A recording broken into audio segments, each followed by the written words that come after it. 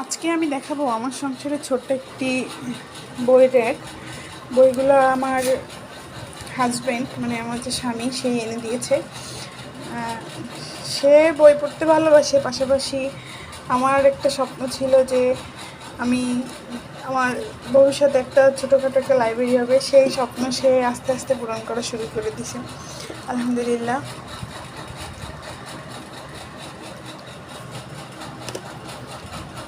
আমার এখানে কিছু বই আছে এবং আমার বাবার বাড়িতেও আছে। যখন তার সাথে আমার কথা হতো বা বিয়ের আগে, সে আমাকে আরও অনেক কিছু বই দিচ্ছিল যা এই বইয়ের সমান বা এই বইয়ের থেকেও বেশি।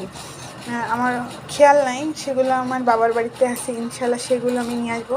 টাকা ছিল এটার ভিতরে, আমি আসলে রেখেছিলাম, আমার খেয়াল নাই। বইগুলো যে আমার বর এখানে সাজাইছে, জানলে হয়তো টাকাগুলো নিয়ে যেত। এখানে কয় টাকা আছে, এই টাকাটা হচ্ছে আমার হাত খরচের থেকে বাঁচাই আমি এটা করেছি। এখানে 500 টাকা 1000 টাকা আছে।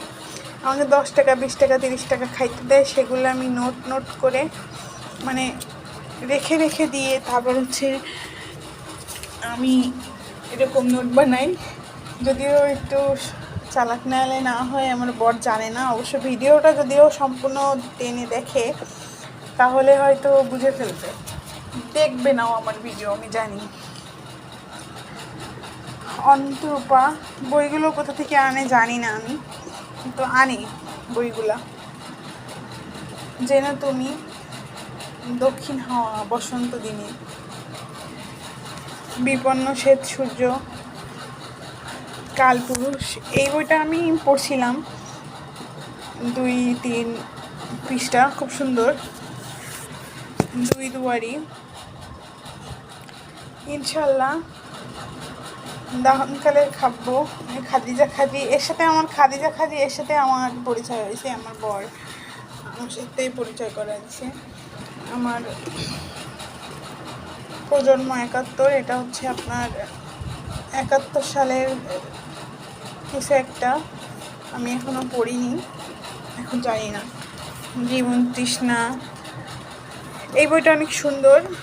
জীবনের নিয়ে বলা, মানে জীবন নিয়ে কিছু একটা উল্লেখ করা। আমি অল্প একটু পড়ছিলাম। স্মৃতিপুঞ্জ, বাসায় সারাদিন একা থাকি, কিছু করার থাকে না, ওই একবেলা রান্না 2 বেলা রান্না, সকালে একবার রান্না করে শেষ। আবার এই যে দেরি, বইটা অসাধারণ একটা বই। আপনার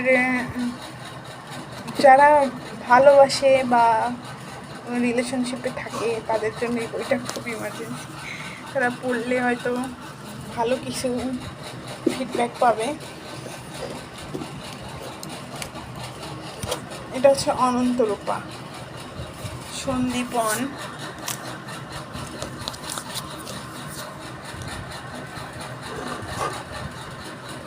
মন কাঁদে মাটির টানে। এই বইটা হচ্ছে বাংলাদেশ নিয়ে লেখা। আমার ছোট একটা স্বপ্ন ছিল, আমার ঘরে ছোট্ট একটা লাইব্রেরি হবে ইনশাল্লাহ।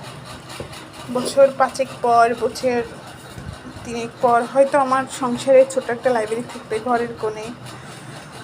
আমার ছেলে মেয়েরা বইগুলো পড়বে, বা আমি কাউকে সহজেই গিফট করতে পারবো। আমার বাসায় আসলে কেউ পড়ে দেখতে পারবে ইনশাল্লাহ। সবাই আমার জন্য দোয়া করবেন।